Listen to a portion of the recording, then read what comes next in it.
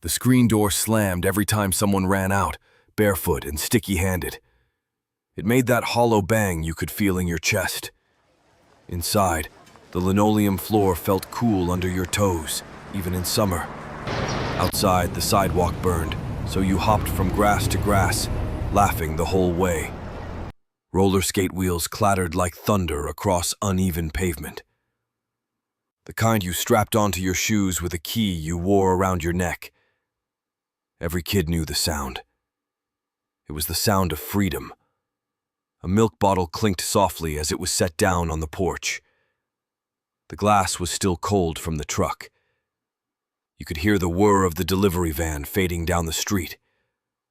Sometimes the milkman waved. He knew your name, your birthday, even your dog. You drank from the garden hose without a second thought. The water came out hot at first, then icy. It tasted like metal and sunshine. Somewhere a push-mower clicked and rattled. The kind with no engine, just spinning blades and muscle. The scent of fresh-cut grass mixed with the heat. You could hear bees in the clover. The radio played faintly through the open window. Not a playlist, a station. Crackly voices read the news, then Elvis came on, and someone turned it up. The neighbor's dog barked at a passing car. A screen door slammed again.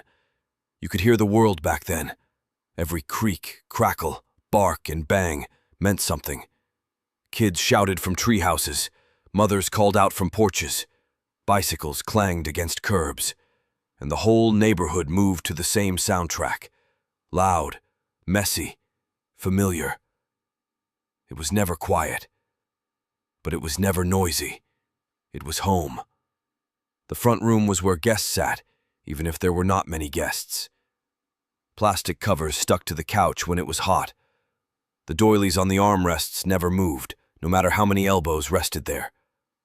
Lampshades had fringe. Curtains matched the carpet. Ashtrays sat on every table, even if no one smoked that day.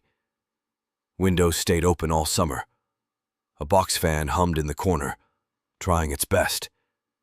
It clicked as it turned, pushing warm air from one wall to the next. The whole house smelled like lemon polish and yesterday's coffee. Floors creaked, and everyone knew which board to step over if you were sneaking cookies from the kitchen. You were never alone in that house. Not really. Not with those old floorboards and ticking clocks. The TV sat like a piece of furniture, with rabbit ears and a knob that clicked hard when you turned it. You might have to smack the side to stop the screen from rolling. It worked more often than not. Outside, someone was mowing the lawn with a push-mower, the kind with a steel cage of spinning blades. You could smell the cut grass before you saw it. Lawn mowers back then did not roar. They whispered effort.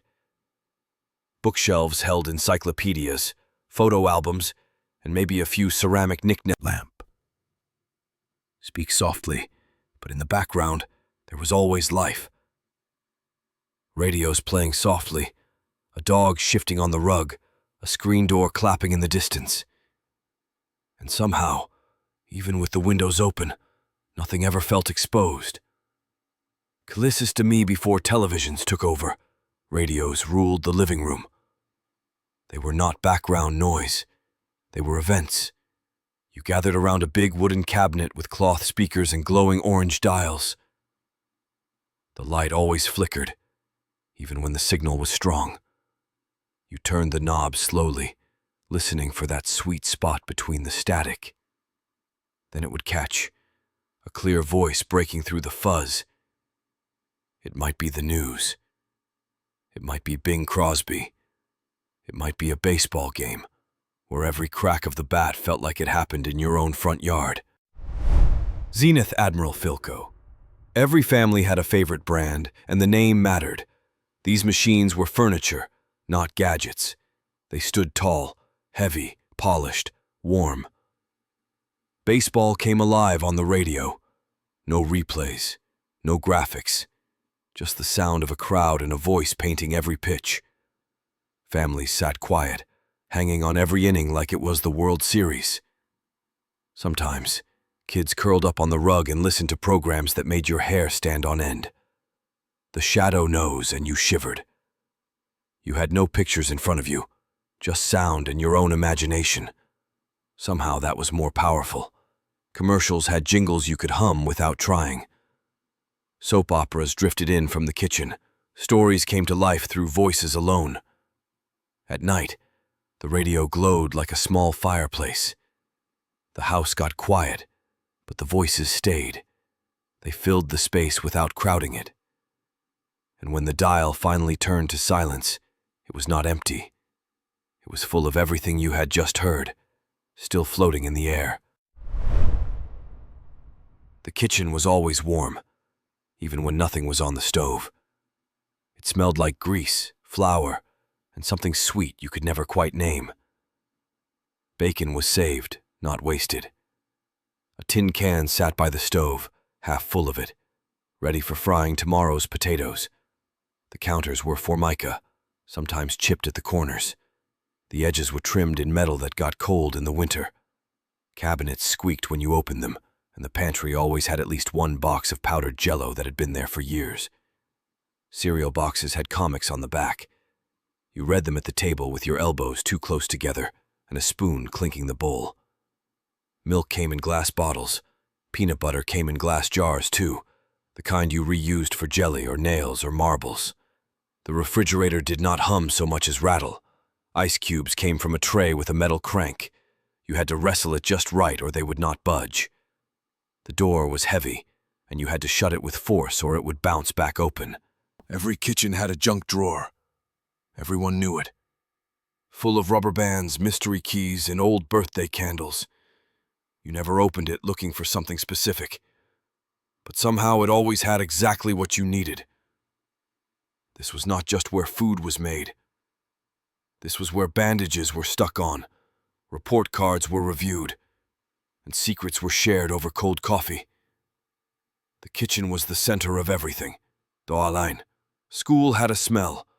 It was a mix of pencil shavings, floor wax, and something slightly sour you could never quite place. Desks were made of wood, with metal legs and inkwells that had not been used in years. The tops were carved with initials and hearts, worn smooth by elbows in time.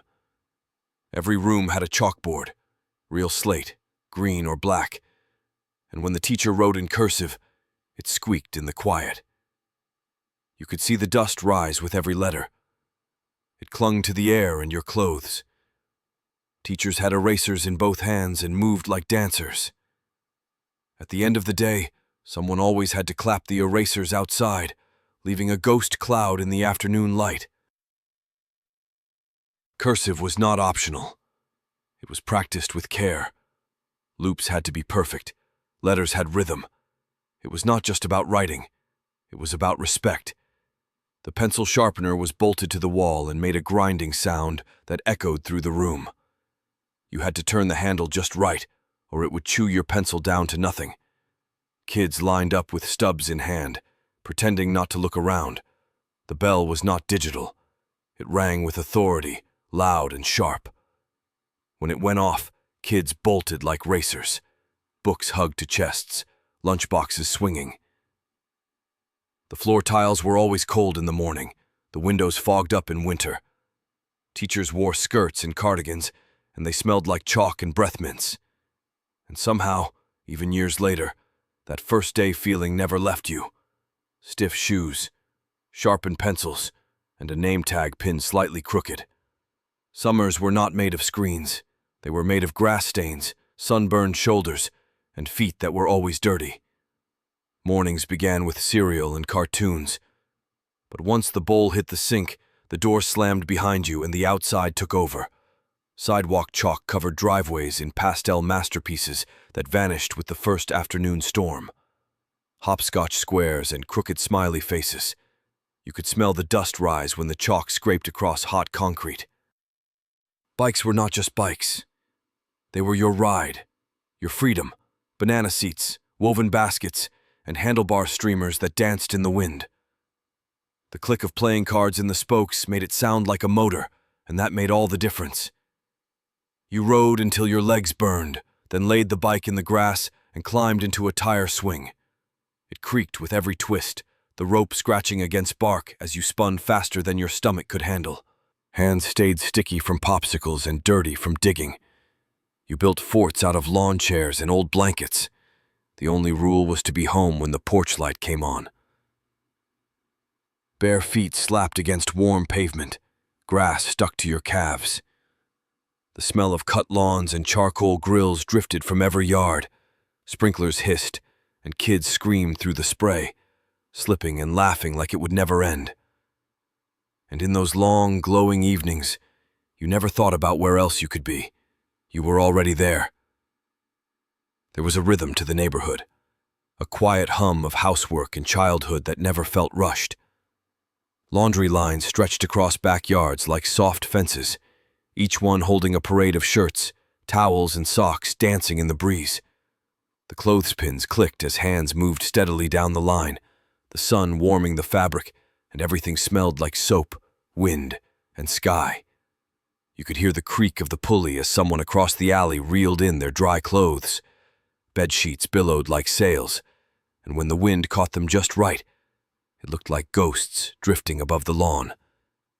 The air carried the scent of fresh linen, warm cotton, and whatever someone was baking in the kitchen. Sidewalks were not just for walking. They were stages for tiny entrepreneurs with big ideas and hand-drawn signs taped to tree trunks. Lemonade stands popped up under shady branches, cardboard tables stacked with cups, napkins, and glass pitchers beating with condensation. The lemonade was always a little too sour, sometimes with pulp, sometimes with sugar that had not fully dissolved, but everyone still smiled and paid a nickel. Coins clinked in a mason jar. Kids took turns pouring and counting, proud of every cent. Sometimes there were cookies, too, wrapped in wax paper or laid out on floured plates that wobbled in the breeze. They were a little crumbly, but nobody cared. In front yards, sprinklers spun in lazy circles, wetting the grass and catching the sun like glass. Mothers waved from porches, aprons still dusted with flour. Radios hummed from kitchen windows, the music drifting softly like the whole block was sharing one long, easy breath. Nothing felt like a task. Everything felt like a moment. There was only one phone in the house, and it was anchored to the wall by a long, curly cord that stretched just far enough for you to pace the kitchen while you talked.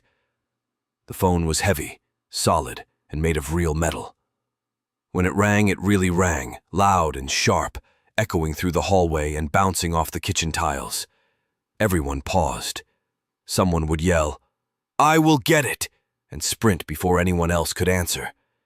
You did not have to scroll or search. You just remembered the numbers. Your best friend's number, your aunt's number, the grocery store's number. They were tucked in your brain like song lyrics, stuck there forever. Some families had a little address book near the phone, its pages dog-eared, smudged, and filled with phone numbers written in pencil that faded over time. If someone was using the phone, you waited. Sometimes you sat on the stairs with the receiver pressed against your ear, listening to the clicks and silence of a party line, waiting patiently for your turn. Privacy was rare. Everyone could hear you talking from the next room, and the cord only reached so far before pulling tight. Rotary dials clicked with each number you turned, and if you made a mistake, you had to hang up and start all over again. You learned patience. Long-distance calls were a big deal. You spoke quickly and clearly, knowing every minute mattered. After you hung up, the silence felt huge, like the house had taken a deep breath. Phones were not in pockets. They stayed put. They were furniture. They were ritual. They were part of the rhythm of daily life. And somehow it still felt connected. Cars in the 1950s were like rolling living rooms. Wide bench seats stretched from door to door, upholstered in vinyl or scratchy cloth that stuck to your legs on hot days. No one wore seat belts. Some cars did not even have them installed. You just slid across the seat when your dad took a sharp turn.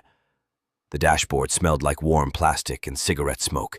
Ashtrays were built into every door, and some even had little metal lighters you pushed in until they popped out, glowing red. Adults smoked with the windows barely cracked, and the smoke hung in the air, swirling in the sunlight like lazy ghosts. Kids curled up in the back seat with pillows, watching telephone wires zip past. You could lie down completely, stretch out, or sit backwards and wave to the cars behind you. Long road trips meant snacks in paper bags, games of I Spy, and hoping you would spot a Stuckey's sign before your little brother had an accident. There were no cup holders. Drinks rolled around on the floor. The glove box was filled with paper maps, tire gauges, and maybe a roll of mints. The radio had knobs you had to turn slowly, and every station had its own voice. Static was part of the ride. Gas station attendants filled the tank, checked your oil, and cleaned your windshield without being asked. You waited in the car, windows down, smelling gasoline in summer. Cars were more than transportation. They were part of the family. They carried secrets, stories, laughter, and sometimes tears. And when you saw them now, parked in some dusty corner, it felt like recognizing an old friend who once carried your whole world. Summer meant packing the car until it barely shut, unfolding a paper map across the hood and tracing the route with your finger. The map crackled as it opened, smelling like ink and glovebox dust. Your father would mark the roads with a pen, double-checking every turn, while your mother packed sandwiches into wax paper. Gas stations gave out free maps, each one neatly folded and impossible to fold back the same way. You kept them in the glove box just in case. No. GPS, just roads, signs, and hope. If you missed an exit, you looked for the next one and kept going. The windows stayed down for air, and the smells rolled in. Cut grass, tar bubbling on the road, diesel from a passing truck.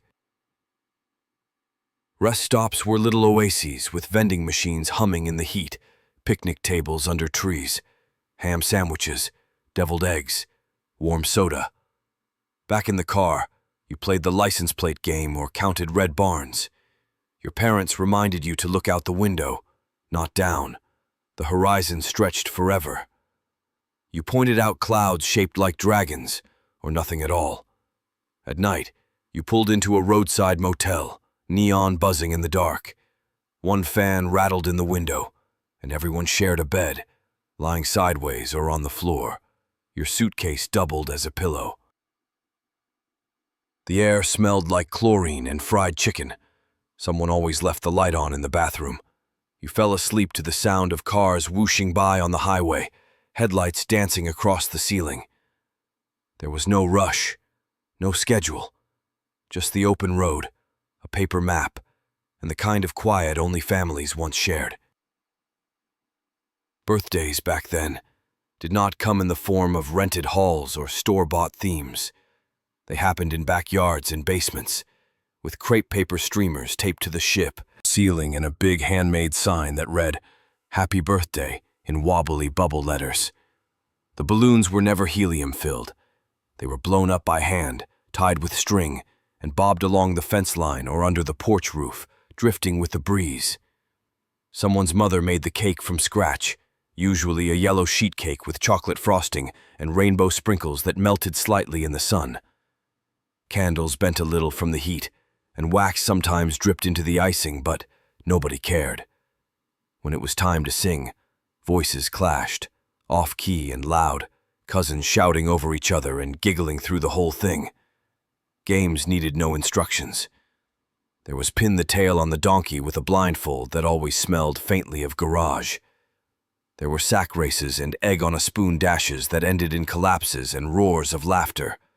A garden hose might turn into a sprinkler, and kids would run through it, clothes clinging to their skin, grass sticking to their feet. Favors were small brown paper bags, folded over at the top, filled with taffy, licorice, maybe a spinning top or a plastic whistle. Parents sat on lawn chairs sipping Coke from glass bottles, keeping half an eye on the chaos. No bounce houses, no hired clowns. Just sunshine, shouting, and the taste of frosting on a paper plate. For a few hours, the world shrank to one backyard, one child, and one perfect day. Families back then felt like well-rehearsed plays, where everyone had a role and nobody ever forgot their lines. Fathers were the steady anchors. They grilled in their socks and loafers, one hand holding tongs, the other holding a sweating glass of iced tea. Their shirts smelled like fresh-cut grass and charcoal smoke, and their advice came in quiet sentences during car rides or backyard chores. Mothers were the heartbeat of the home. Their purses were bottomless mysteries filled with tissues, mints, safety pins, and expired coupons. They wore aprons that smelled like starch and oven heat, and their hands always seemed to be stirring something, wiping something, or fixing something. You could tell the kind of day it had been just by the sound of her voice calling you in for dinner. Grandmothers had a smell all their own, a warm blend of lavender, talcum powder, and the cinnamon from their cookie tins. Their hugs were slow and soft, and their stories felt like stepping into a painting. They never rushed a sentence. They never rushed anything. Grandfathers carried pocket knives in weathered hands. They watched the world with quiet eyes, spoke only when needed, and could mend anything, fences, broken toys, or stubborn engines. You trusted their silence more than most people's words. Even the kids had their roles. Big brothers were part-time bullies and full-time protectors. Little sisters knew how to tattle, but they also knew how to hug when it mattered. Everyone had a place. Nobody called it tradition. It just was.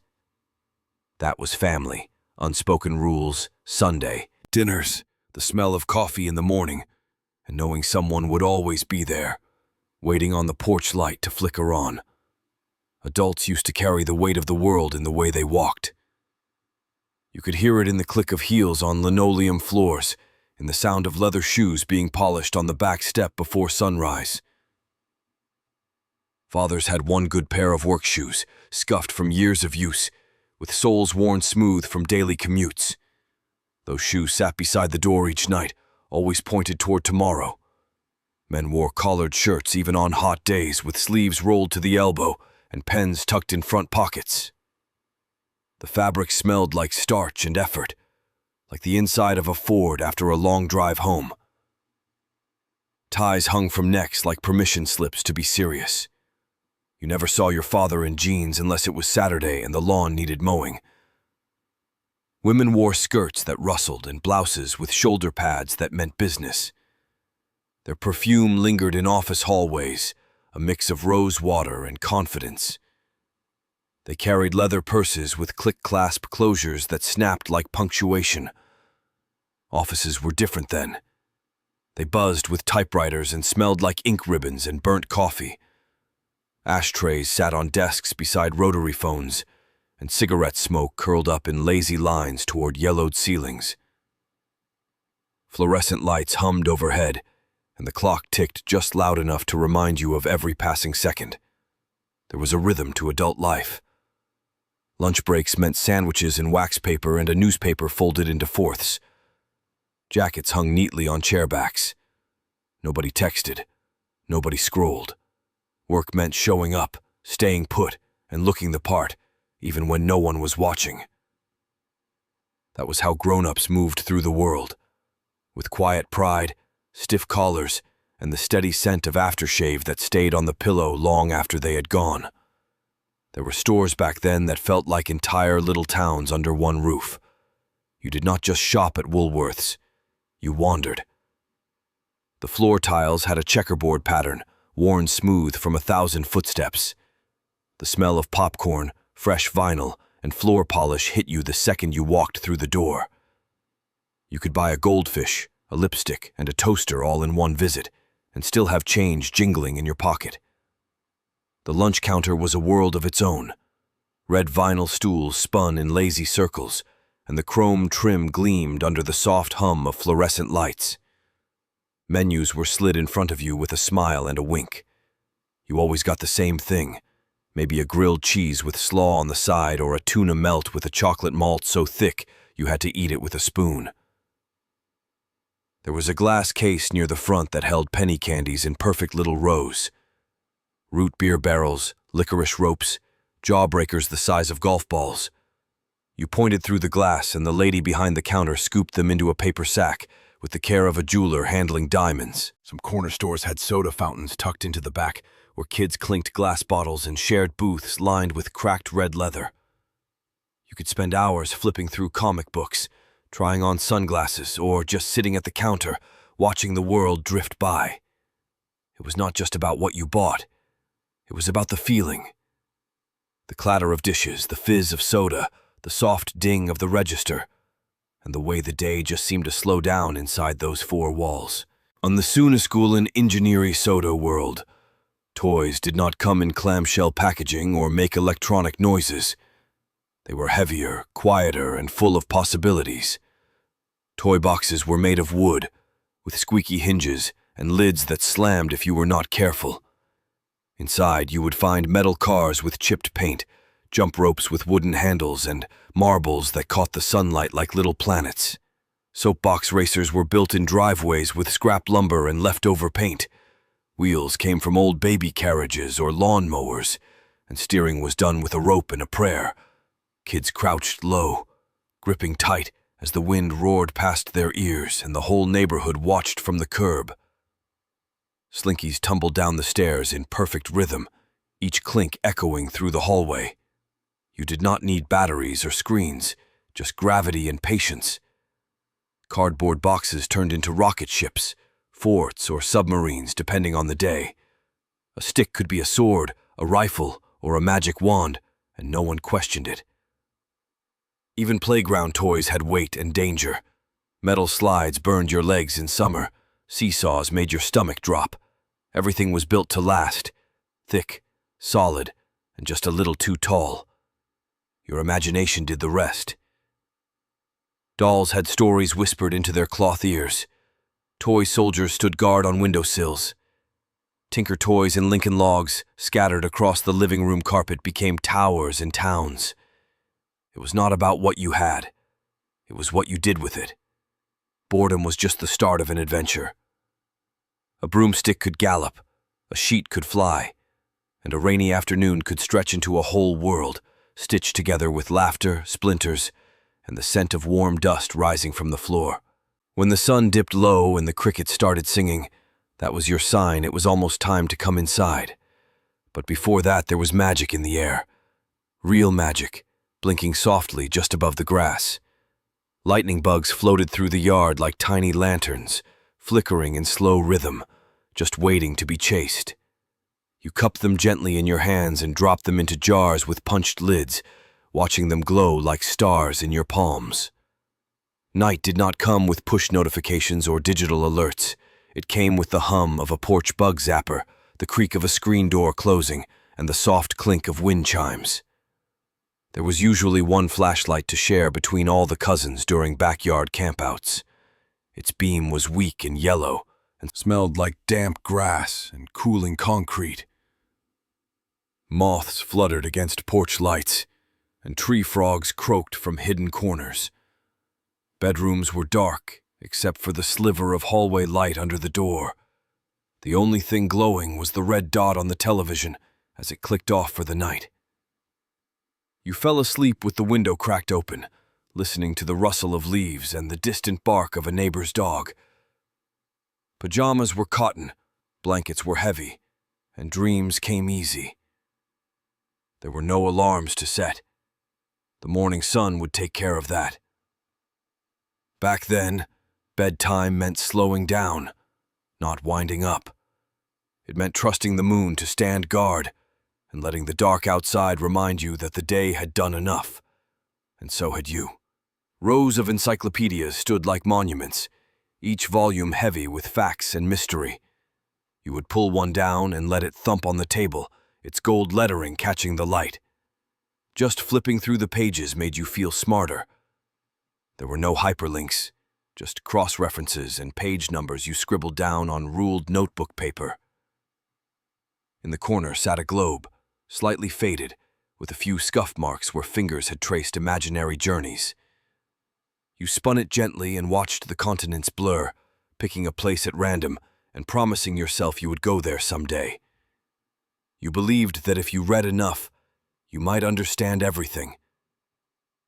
Some kids pressed flowers between dictionary pages, forgetting them until the petals turned to paper. Others checked out biographies with dog-eared corners or books about space, dinosaurs, or how to draw cartoon animals. It was not just reading. It was traveling, discovering, building dreams page by page.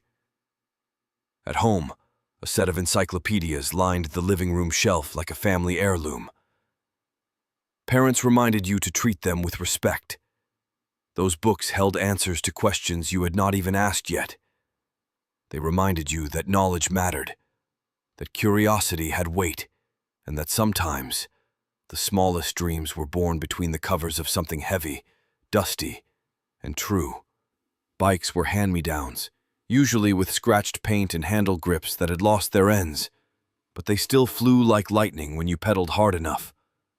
Baseball cards were traded on the school steps. Shoeboxes became treasure chests. Tin cans turned into walkie-talkies with enough string. Everything was made to last, or at least made to matter. You walked to the store with a few coins and knew exactly how to make them count. You fixed your shoelaces, sharpened your pencils, and knew how to untangle a fishing line without asking for help. You did not have much, but you had everything you needed. Scrapes healed fast. Pride came from doing things on your own. You built yourself from wooden blocks, from cardboard signs, from paper routes and Saturday chores. And somewhere in all that, you learned what it meant to stand on your own, with dirty hands, scuffed shoes, and a heart full of small victories no one could take away. The world did not need to be extraordinary for it to feel like magic. A single stick lying in the yard was not just a branch. It was a sword, a staff, a wand. It made you brave. It made you strong. With a towel tied around your shoulders, you were no longer a kid. You were a superhero, faster than the wind and invisible when you held your breath. An empty cardboard box could take you to the moon, to the bottom of the ocean, or into battle with dragons. One couch cushion on the floor became a raft in a lava-filled living room. You could fly without wings, swim without water, and build a castle out of nothing but your own imagination. A Coke bottle held up to your eye became a telescope. A shoelace was a grappling hook. A spoon from the kitchen turned into a microphone as you stood on a chair, singing your favorite song into the ceiling. There was no script. You made up the rules as you went along, and no one told you they were wrong. You believed in the unbelievable, because no one had taught you not to yet. Even the cracks in the sidewalk could become tight ropes, battle lines, or secret paths to hidden treasure. You saw stories in the clouds and messages in the wind. It was not the toys or the gadgets that made childhood so rich. It was the freedom to pretend, to create something grand out of something ordinary. The magic was not in what you had. It was in how you saw it. And in those moments, the whole world was yours. Time has a way of sweeping things away. Old wallpaper, radio jingles, rusted swing sets. But somehow, we remember it all. Not in perfect detail, but in pieces. A smell that brings you back. A song that makes your chest ache. A quiet moment when you catch yourself smiling and you are not sure why. It is not just the objects we miss. It is the feeling. The way the world felt bigger and smaller at the same time. When a backyard could be a universe. When a soda cost a dime and tasted better than anything today. When your name was called for dinner, and you ran home without thinking twice. These memories are not just about the past. They are about the people we were becoming, and the ones who showed us how. The mothers with flour-dusted aprons, the fathers who fixed things without fanfare, the neighbors who waved from their porches, the friends who knew all your secrets and still liked you anyway.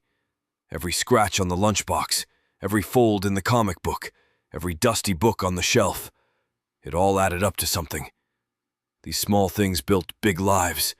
They taught us to care, to try, to dream. And even though the world spins faster now, the magic never really left. It just got quiet, waiting in the corner of an old photograph, in the crease of a letter, in the jingle of a bell from a bicycle long gone. Because what matters most is never truly gone. It lives in us, and it waits for moments like this, when we stop, look back, and remember. So, if any of this made you smile, you had an epic childhood. And maybe, just maybe, it is time to hit like, subscribe, and share with someone else who remembers what wonder felt like.